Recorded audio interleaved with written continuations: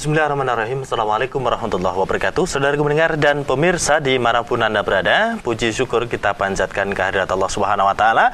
Di kesempatan malam ini kita masih diberikan begitu banyak kenikmatan untuk kita, dan mudah-mudahan kabar baik dan sehat akan senantiasa membersamai kita. Hadir membersamai Anda dalam program Mari Berbahasa Arab. Untuk Anda saudaraku yang ingin bergabung, silahkan di line telepon 027166749 atau di SMS 081393809000. Dan alhamdulillah telah hadir narasumber bersama kita di kesempatan malam hari ini. Anda beliau Ustadz Tamim Ayes LC MPI, kita sapa. Assalamualaikum warahmatullahi wabarakatuh, Ustaz. Waalaikumsalam warahmatullahi. Kabar baik ini Ustaz malam hari ini? Ya, alhamdulillah. Baik ini ya. Dan hadir pula saudara-saudara kita ini alumni SMA MTA dan juga mahasiswa di Mahat juga ini ya, Mahat Abu Bakar juga ini. Assalamualaikum warahmatullahi wabarakatuh. Waalaikumsalam warahmatullahi wabarakatuh. Kabar baik semua malam hari ini? Alhamdulillah. Ya. Saudara pendengar dan pemirsa dimanapun Anda berada, kembali kami ingatkan untuk Anda yang ingin bergabung bersama kami, silakan di line telepon 0271661749 atau di SMS 081393809000. Dan malam hari ini kita akan membahas tentang masih ada kaitannya dengan pertemuan-pertemuan yang lalu ini Ustaz ya, tentang pernyataan kepemilikan ini Ustaz. Dan ada tambahan ini Nah, seperti apa saudaraku, selengkapnya kita dengarkan terlebih dahulu mukadimah dari beliau Ustadz Tamim Ayes LC MPI. Silakan Ustaz. Bismillahirrahmanirrahim. Saudara, pada kesempatan ini kita akan bicarakan tentang hal-hal yang seperti tadi, masih ada kaitannya dengan pertemuan sebelumnya. Nah, inti pembicaraan kita sebenarnya adalah bagaimana menyatakan kepemilikan. Dan kemudian pernyataan kepemilikan ini nanti ternyata menjadikan kita kemudian harus bicarakan tentang beberapa yang terkait dengan pernyataan kepemilikan itu. Baiklah saudara, saya akan menggunakan papan tulis. Jadi ketika kita membicarakan pernyataan kepemilikan, sekedar contoh misalnya kalau saya mengatakan pena saya, begitu ya. Kita mengatakan kolami. Itu pelajaran kita kemarin. Atau pena Anda, saya mengatakan kolamuka.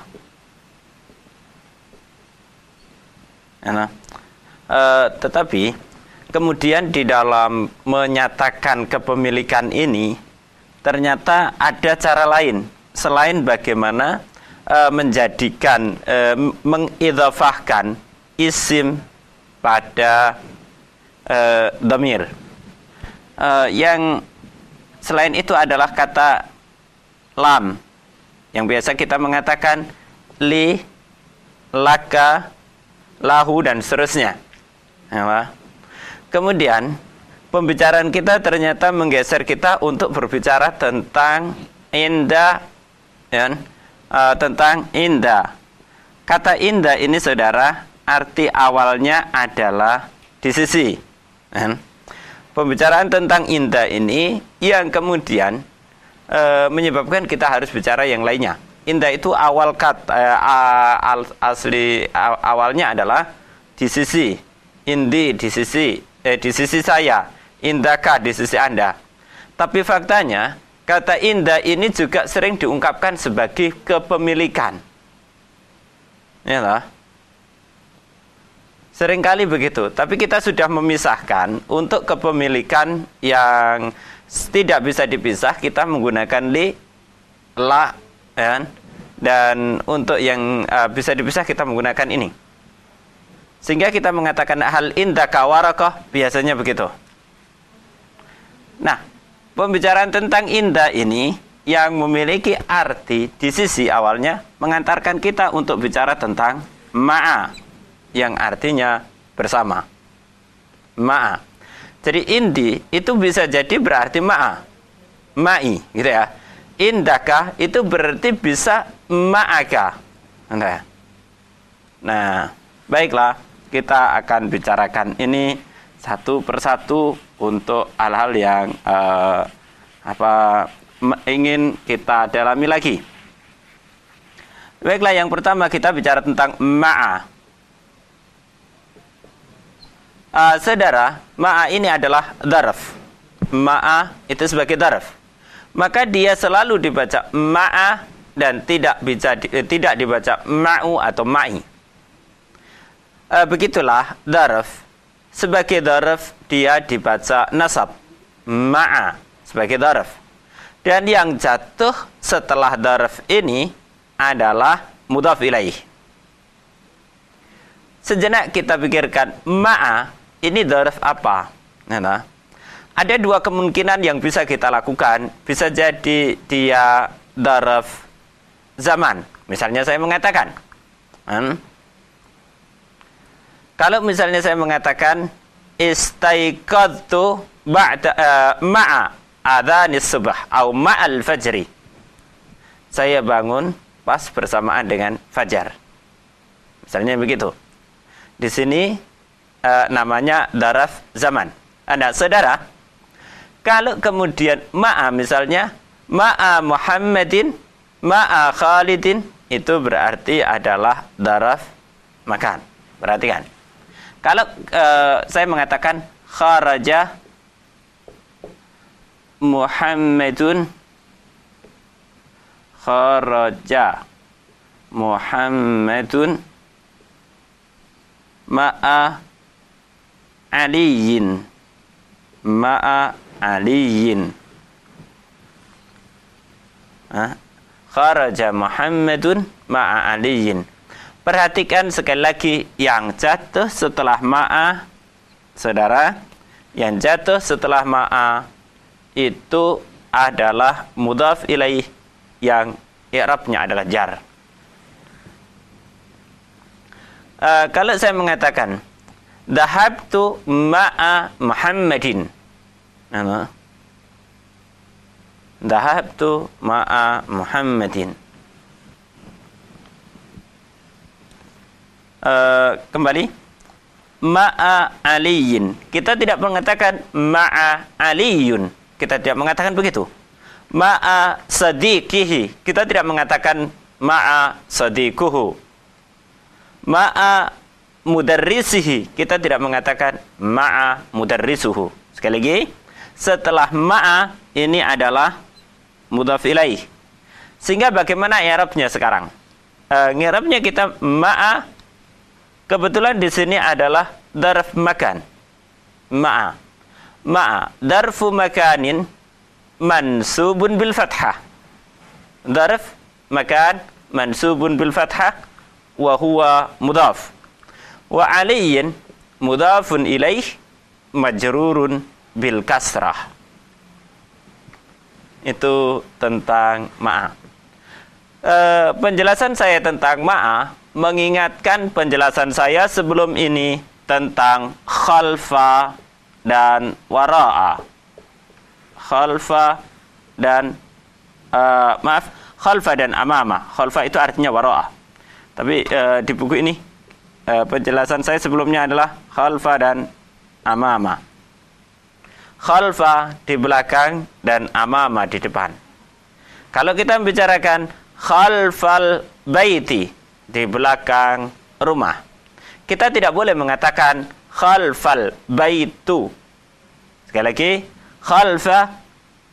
khalfa al baiti, di belakang rumah. Masjid, biasa kita mengatakan masjidun atau al masjidu. Kalau saya ingin mengatakan di belakang masjid adalah khalfal masjidi. Misalnya saya mengatakan di depan masjid, amamal masjidi. Saya tidak mengatakan amamul masjidi, tapi saya mengatakan amamal masjidi.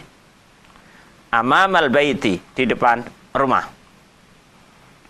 Sekali lagi, khalfa itu adalah darf makan dan amama adalah darf makan. Maka yang jatuh setelah khalfa dan setelah amama sama-sama dibaca jar sebagai mudhaf ilaih. Perhatikan. Kalau saya mengatakan khalfa al apa tadi? Al-bay khalfal baiti. Khalfal baiti. Bagaimana i'rabnya? Khalfa. Saudara, khalfa kita katakan darf maka mansubun bil fathah wa huwa mudhaf. Al-baiti mudhafun ilaih majrurun bil kasrah. Demikian juga kalau saya mengatakan misalnya amamal masjid, di depan masjid. Amamal masjid. Cara ngirab kita adalah amama darfu makanin mansubun bil fathah. Wa huwa mudhaf. Wal masjid mudhafun ilaih majrurun bil kasrah. Inilah cara bicara kita, cara penjelasannya. Ini untuk amama, saudara. Setelah itu, kita juga akan bicarakan tentang beberapa kata yang penting untuk Anda fahami di dalam menyatakan kepemilikan. Perhatikan kata ini. Setelah kita bicara tentang kata abun. Abun. Kalau ayah saya, maka saya mengatakan abi.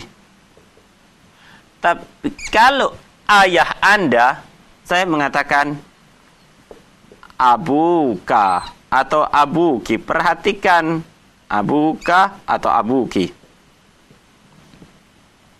Perhatikan tulisan ini. Pada kata abun diberikan wawu tambahan. Abuka. Hal yang sama terjadi pada kata akhun. Akhun. Kalau saudara saya akan mengatakan akhi. Tapi kalau saya mengatakan saudara Anda, saya mengatakan akhuka. Kalau saya mengatakan saudara dia, saya mengatakan akhuhu, ditambahkan waw. Nah, pembicaraan tentang ini menyebabkan kita harus membicarakan ada 5 kata isim yang memang harus diberlakukan secara khusus. 5 kata isim ini, saudara-saudara sekalian, adalah abun, akhun, hamun, fu, dan du. Ya, 5 kata isim ini, saudara, yang pertama adalah abun, akhun, hamun, fu, dan du. Saya tuliskan tabai wawu karena demi untuk memudahkan. Nah, abun awalnya tidak ada wawunya,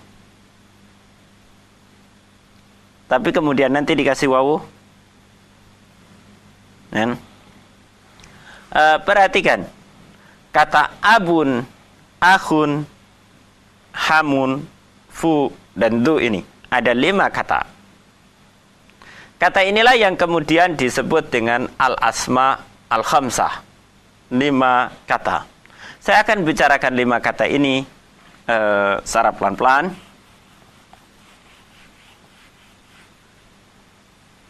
Lima kata ini, saudara-saudara sekalian, dibaca nasab dengan wawu. Perhatikan, dibaca nasab dengan wawu. Saya mengatakan, kalau begini, hada akhuka. Hada akhuka. Perhatikan, hada akhuka. Kalau saya mengatakan hada abuka, hada hamuka, hada fuka. Fu itu ini. Wahada fuka. Kata dzu ini artinya adalah pemilik, yang memiliki, empunya, itu dzu. Kalau saya mengatakan anta dzu malin, itu artinya Anda adalah orang yang memiliki harta, gitu ya. Nah, nanti dibaca jar dengan ya, perhatikan. Hada qalamu akhika. Hada qalamu akhika. Perhatikan ini, dia dibaca jar dengan ya. Hada qalamu akhika. Jadi, kalau saya mengatakan hada qalamu abika, hada qalamu hamika, atau saya mengatakan dhahabtu ila dhi malin, saya tidak mengatakan dhahabtu ila dhu malin, tapi dhahabtu ila dhi malin.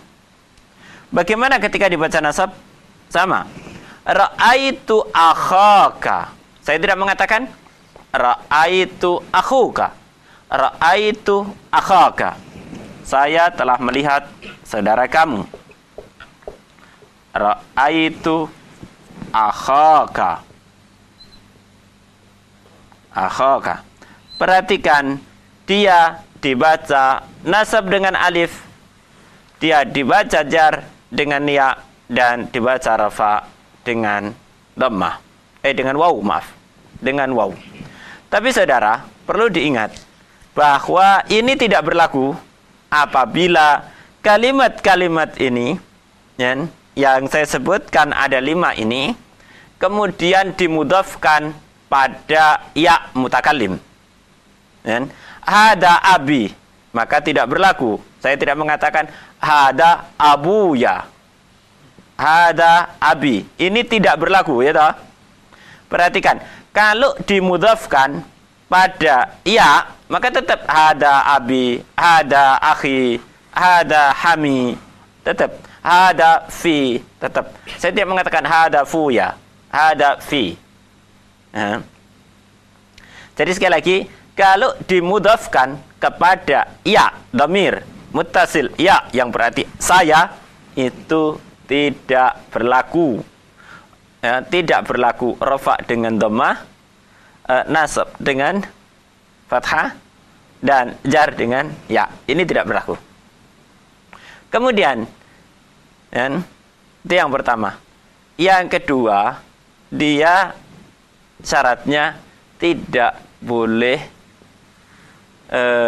dalam bentuk jamak. Artinya harus dalam bentuk mufrad. Abun misalnya, jamaknya adalah aba. Kita tidak bisa mengatakan haulai abauhum. Kita tidak mengatakan haulai abau. Enggak bisa. Dalam bentuk jamak kita kembali seperti siakala. Demikian juga kondisinya tidak boleh kita kemudian pokoknya seperti ini. Tidak boleh dalam bentuk tasghir, enggak boleh.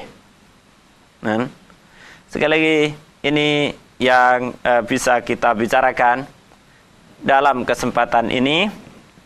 Dan kemudian ada satu hal lagi yang perlu saya sampaikan menyesuaikan dengan buku, adalah tentang bahwa nama laki-laki yang berakhiran dengan tak marbutah tidak boleh ditanwin. Nama laki-laki yang berakhiran dengan tak marbutah tidak boleh ditanwin. Ada enggak ya nama laki-laki yang berakhiran dengan tak marbutah? Kita akan ketemu Qatadah, Ikrimah, Usamah. Jadi saudara-saudara sekalian, kita telah membicarakan tentang beberapa nama yang tidak boleh ditanwin. Yang pertama adalah nama wanita tidak boleh ditanwin, entah diakhiri dengan tak marbutah atau tidak. Sehingga ketika kita bicara misalnya Maryamu, kita tetap mengatakan Maryamu, kita tidak pernah mengatakan Maryamun. Jadi ini Maryamu, kita tidak mengatakan Maryamun. Kemudian Zainabu, kita tidak mengatakan Zainabun. Fatimatu, kita tidak mengatakan Fatimatun. Ya, jadi nama wanita entah itu diakhiri dengan tak marbutah atau tidak boleh ditanwin. Sekarang nama laki-laki yang diakhiri dengan tak marbutah tidak boleh ditanwin. Inilah 3 hal penting yang sudah kita pelajari. Sekali lagi tentang ma'a, kemudian tentang beberapa hal yang perlu kita pahami tentang 5 isim tadi. Kemudian yang ketiga adalah nama laki-laki yang diakhiri dengan tak marbutah tidak boleh ditanwin. Wallahu a'lam bishawab. Ya, demikian ya sebagai mukadimahnya disampaikan tentang masih ada kaitannya pertemuan-pertemuan yang lalu, yakni tentang pernyataan kepemilikan ini Ustaz ya. Silakan untuk Anda saudara pendengar dimanapun Anda berada yang ingin bergabung bersama kami di line telepon 02716617749 atau di SMS 081393809000. Dan kita sapa pertanyaan SMS yang tertunda ini Ustaz. Ada SMS coba kita bacakan dari Bapak Munawir yang ada di Blora. Mau tanya Ustaz, kata makhroja bentuk fa'il dan maf'ulnya seperti apa? Bagaimana maksudnya begitu? Ya, makhroja. Dan apa artinya begitu? Ya, silakan Ustaz. Ya. Saudara, ternyata kita harus bicara tentang sarf. Mudah-mudahan dalam waktu dekat kita bisa menyiasati buku ini.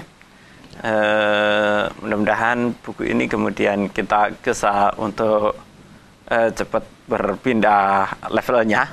Ya, mudah-mudahan. Sehingga nanti dengan begitu saya tidak akan menunda banyak pertanyaan. Ya. Nah, ini sebenarnya pertanyaan. Tapi baiklah, ya sekali waktu ditunda, sekali waktu kalau bisa difahami dengan mudah, itu nggak usah ditunda. Ya. Kata makhraja. Makhraja. Yang ditanyakan adalah bentuk fa'il dan maf'ulnya bagaimana? Pertanyaan sekarang, makhraja. Makhrajan. Nah, kata makhrajan ini kira-kira artinya, yang pertama kali artinya adalah sebagai jalan keluar. Itu makhraja. Tidakkah begitu di ayat Allah ketika Allah mengatakan wa may yattaqillaha yaj'al lahu makhraja. Siapa yang bertakwa kepada Allah, Allah akan menjadikan baginya jalan keluar. Ini makhraj. Makhraj, jalan keluar.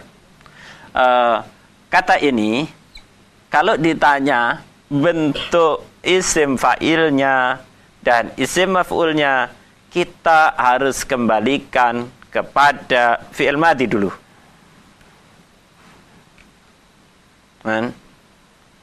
Kita harus kembalikan kepada fi'il madhi dulu. Kalau ini, maka fi'il madhinya sebenarnya adalah kharaja. Kharaja. Terdiri dari 3 huruf. Kharaja. Untuk menentukan ini, maka kharaja. Kharaja, maka isim fa'ilnya jelas sekali. Kharaja. Isim fa'ilnya jelas sekali. Kharaja itu keluar, maka isim fa'ilnya mengikuti apa? Kharaja. Jadi kharijun, orang yang keluar. Ini isim fa'ilnya mengikuti pola fa'ilun, isim fa'ilnya. Isim fa'ilnya mengikuti pola fa'ilun. Jadi setiap setiap yang terdiri dari 3 huruf di dalam fi'ilnya, apa yang kemudian disebut sebagai fi'il sulasi, maka bentuk pelakunya mengikuti pola fa'ilun. Ya. Jadi kalau dhahaba, maka bentuk isim fa'ilnya adalah dhahibun. Sehingga kalau kita bertanya, ila aina anta dhahibun, itu kan mudah sekali. Ila aina anta dhahibun. Kan? Nanti juga nasara misalnya, bentuk isim fa'ilnya adalah nasirun. Ya. Penulis itu dari kata tulis. Tulis itu kataba yaktubu, ya dah. Penulis katibun, ya dah. Kemudian misalnya nama ya namu, itu artinya tidur. Orang yang tidur naimun. Nah, seperti itu. Jadi saya pikir kembali kepada bentuk aslinya, bentuk dasarnya, yaitu fi'il madhi. Fi'il madhi. Apakah dia sulasi atau tidak sulasi? Kalau sulasi, artinya fi'il madhi ini terdiri dari 3 huruf sulasi. Maka isim fa'ilnya adalah bentuknya fa'ilun. Fa'ilun.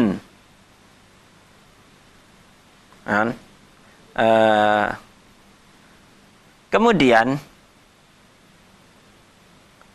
apakah bentuk isim maf'ulnya? Pertanyaannya.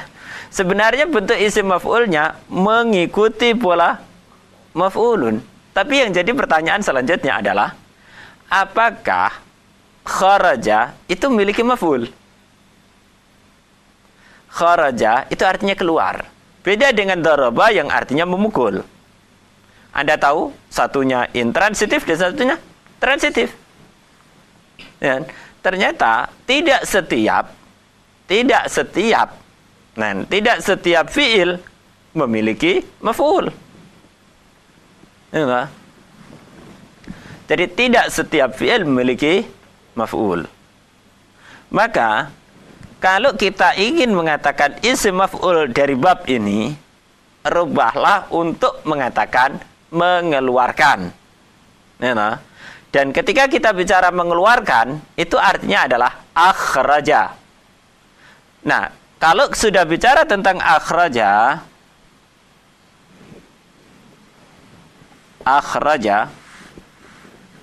ini artinya mengeluarkan. Beda dengan kharaja, artinya keluar. Kharijun, orang yang keluar. Kalau akhraja, ini sudah saya katakan transitif. Bagaimana dia sangat mungkin untuk bisa menerima objek. Akhraja itu mengeluarkan.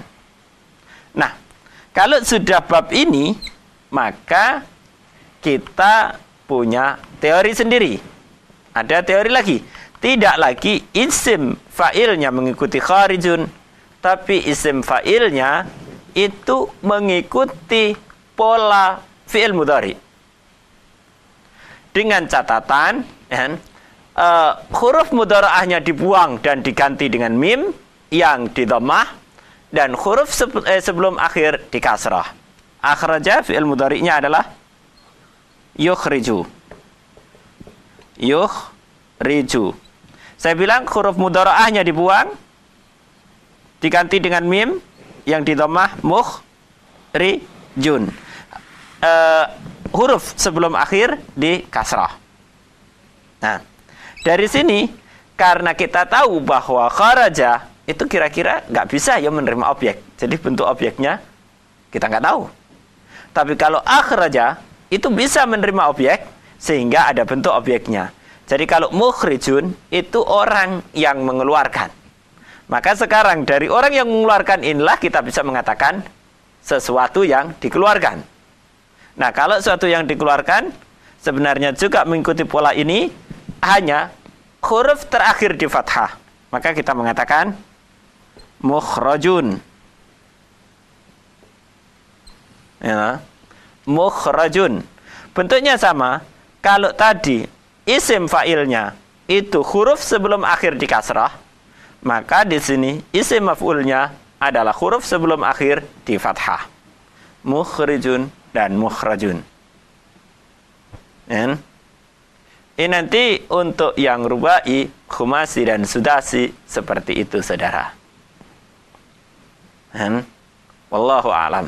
Ya, demikian ya. Mudah-mudahan dapat dipahami Bapak Munawir yang ada di Blora. Kemudian selanjutnya kita, yang ada di telepon ada yang bergabung, kita sapa. Ustaz, Assalamualaikum warahmatullahi wabarakatuh. Waalaikumsalam warahmatullahi wabarakatuh. Ya, dengan Ibu siapa di mana ini? Dengan Umi Nur, Mas. Ya, silakan Umi Nur yang ada di Matese ini ya, dengan Ustaz Tamim Ayis. Assalamualaikum warahmatullahi wabarakatuh, Ustaz. Waalaikumsalam warahmatullahi wabarakatuh. Suaranya agak keras, Ibu, agak mendekat ke telepon. Oh iya. Ya. Mas. Ya, silakan. Bisa dibuka halaman 61, Ibu? 61. Ya, sudah, Ustaz. Halaman 61? Ya, sudah, Ustaz. Sudah.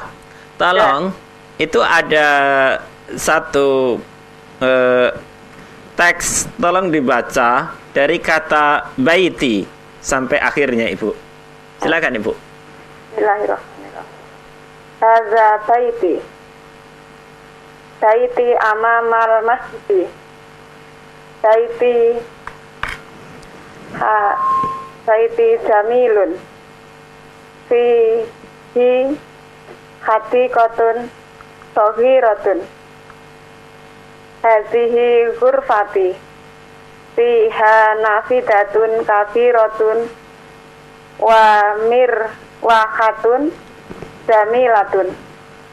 Hadza sariri wa hadza kursiyyi wa hadza maktasi. Saati wa qalami wa kitabi alal maktabi wa hakibati tahtal maktabi. Nafidatun Diulang. Nafidatu ghurfati maftuhatun. Kenapa, Bu? Kok bisa dibaca nafidatu ghurfati? Kok bukan nafidatun ghurfati? Halo? Ya. Nafid. Ini lupa, Ustaz. Lupa. Ya. Tapi artinya apa, Ibu? Jendela kamar saya terbuka. Iya. Kenapa kira-kira tidak diartikan tidak dibaca nafidatun ghurfati? Lupa ini, Ustaz. Lupa. Nanti setelah ini. Lanjut, Bu. Ya. Hadhihi ghurfatu akhi. Nah, kenapa nggak dibaca ghurfatun akhi? Ini seperti yang tadi, Ustaz. Seperti yang tadi, ya. Lanjut. Wa tilka ghurfatu akhi. Ghurfatu ukhti. Wa tilka ghurfatu ukhti. Ghurfatu ukhti kabiratun. Ghurfatu akhi kabiratun. Wa ghurfatu ukhti saghiratun. Ghurfatu akhi amama ghurfati wa ghurfatu akhi amama wa ghurfatu ukhti amamal matobahi. Li akhun wahidun ismuhu Usamatu. Wali ukhtun wahidatun ismuha Su'adu. Abi wa umi fi tilkal ghurfatil kabirati. Ana uhibbu abi wa umi wa uhibbu akhi wa ukhti. Alhamdulillah. Dan Ibu ternyata bisa baca. Ini mau tanya sedikit, Ustaz. Ya, silakan. Yang Pak. tadi yang su dan hamun tadi artinya apa? Terima kasih, Ustaz. Assalamualaikum warahmatullahi wabarakatuh. Waalaikumsalam warahmatullahi wabarakatuh. Iya. Tadi sebenarnya saya mengisyaratkan fu. Tapi karena ini tidak ada gambarnya di depan Ibu, jadi Ibu enggak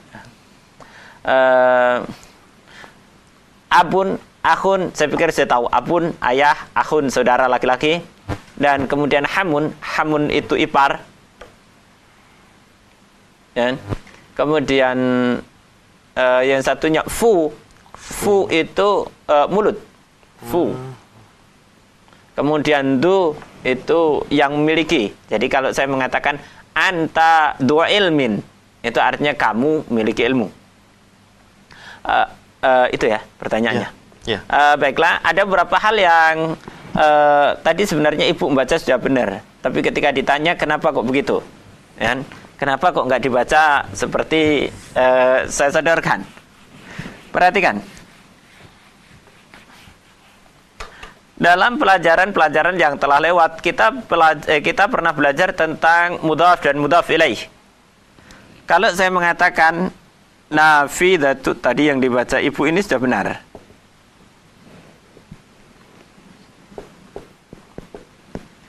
Nafidatu ghurfati. Ya, nafidatu ghurfati. Mudhaf. Dulu kita mengatakan mudhaf tidak boleh dikasih al dan juga tidak boleh ditanwin. Itu mudhaf. Jadi kita mengatakan nafidatu tidak boleh ditanwin dan juga tidak boleh dikasih al. Nafidatu. Kemudian ghurfati. Perhatikan, ini mudhaf ilaihnya. Tapi pada saat yang sama, mudhaf ilaih ini menjadi mudhaf juga. Perhatikan pada kata ghurfati. Ghurfati. Ghurfati. Kata ghurfah ini adalah mudhaf dan mudhaf ilaihnya adalah ya. Jadi ini ada mudhaf, nafidatu itu mudhaf, ghurfah mudhaf ilaih, dan pada saat yang sama dia juga mudhaf. Dan mudhaf ilaih yang terakhir adalah ya. Ini ya. Jadi namanya mudhaf tidak boleh dikasih al atau tidak boleh ditanwin. Makanya kalau saya mengatakan tangan saya, bahasa Arabnya adalah yadi. Saya tidak boleh mengatakan al yadi. Karena yadun itu mudhaf dan ya-nya belakang adalah mudhaf ilaih. Ini kalamun. Kalau saya katakan pena saya al-qalami, khata. Nggak boleh. Yang boleh adalah qalami. Qalami. Sekali lagi.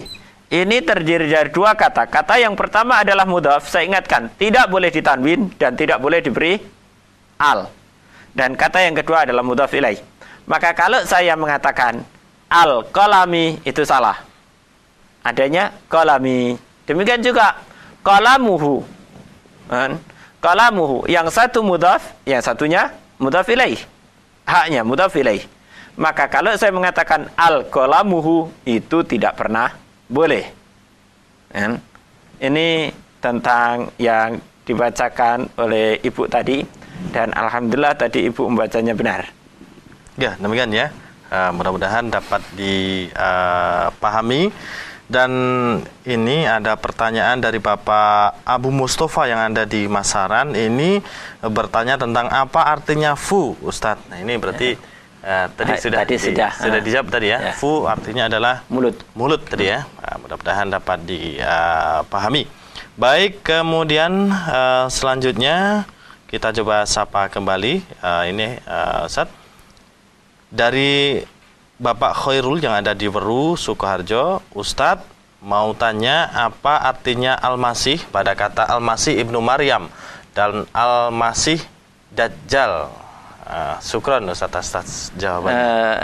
Ada baiknya pembicaraan ini dimasukkan dalam pembicaraan, ini ada pembicaraan tafsir ada pembicaraan tentang akidah, ada pembicaraan yang lain. Tolong ada baiknya nanti ada pembahasan tersendiri di babnya. Wallahu a'lam. Ada pembahasan lebih khusus nanti akan lebih baik begitu ya. Untuk pembahasan ini nanti baik. Terima kasih ini Ustadz, dan termasuk untuk Bapak Khairul yang ada di Weru, nanti bisa tanya barangkali kalau di Persada FM ada acara risalah tafsir gitu ya. Saudara pendengar dan pemirsa dimanapun Anda berada, jangan kemana-mana, kita akan kembali menyapa Anda sesaat lagi.